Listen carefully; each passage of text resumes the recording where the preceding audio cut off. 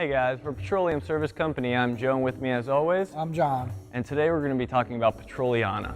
It's a category of collectibles related to the petroleum industry. Common memorabilia include the signs you see behind us, some old oil pumps, oil cans, as well as collectible cars and trucks. Recently, we had the opportunity to visit the garage of Ron Sims. He's the chairman of the board of Petroleum Service Company and has been in the industry a long time. Throughout the years, he's collected a lot of memorabilia from both then and now. We're really excited for you guys to come take this tour with us. All right, so let's check it out. Well, my introduction to the oil business was working in my uncle's gas station.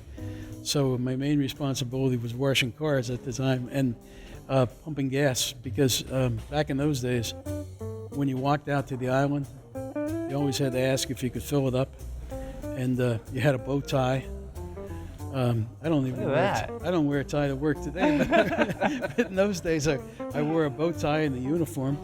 Most of the oil companies started out, if you see this one, this is Vacuum Oil Company. They made oil to treat the harnesses for the horses, okay? And as they evolved and people started buying automobiles, then they started making oil and gasoline for the automobiles. And this is a good example of when they first started making the Model T. They didn't have gauges on them, so they had these sticks that you would measure how much gas you had in the tank. That's a fuel gauge. Without a fuel gauge, they just stick the tank. They would just measure it. Otherwise, you wouldn't know if you were on E. Exactly, exactly. So that's this particular company, Vacuum Oil, merged with Saucony. Saucony stood for Standard Oil Company of New York. Let's back it up a bit. In 1862, a young John D. Rockefeller invested his last $4,000 in a new business venture with a chemist named Samuel Andrews. Instead of focusing on drilling for crude, Rockefeller's enterprise circled around purifying petroleum into clean-burning kerosene. His company, Standard Oil, controlled the railroads, built its own barrels, and completely dominated the competition. In fact, too completely. In 1911, via the Sherman Antitrust Act, Standard Oil was broken up into 34 individual branches. Among those branches were the ancestors of virtually every modern oil company in the United States. The company was started by a fellow by the name of William O. Sword and a guy by the name of Will Evans. And they hired my dad to work in the gas station. There used to be a little gas station next door, and that's how he got started in the company. But back in those days, they had one truck, and if they were hauling case goods, they would put them on the back of the flatbed, and if somebody ordered gasoline, the tank would hold 550 gallons.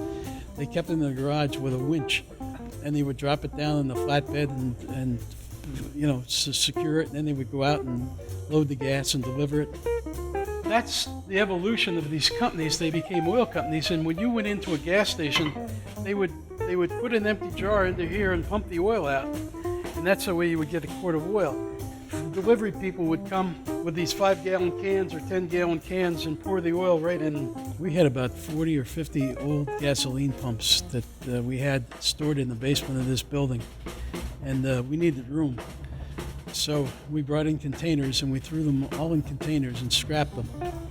And about 2 months later, my wife came back from the shopping center and said, "I got to take you to this store. You ought to see what they do with old gasoline pumps." So I went there and I looked at a pump like we had thrown away. They were getting $6,000 for it. It was in that market. I don't know if it still is hot, but yeah, we threw a lot of things away that we would have saved. And you got to remember, even the trucks were much smaller in those days. We didn't have the big tankers we have now.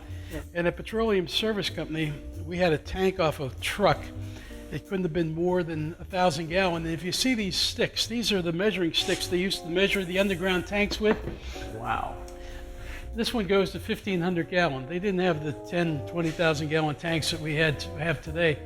So that we had a small, about 1,000 gallon tank that had 3 compartments on it in our warehouse. And we would pump the oil in from one of our trucks and then put the 5-gallon cans under with a spigot. So that's how they delivered oil in those days.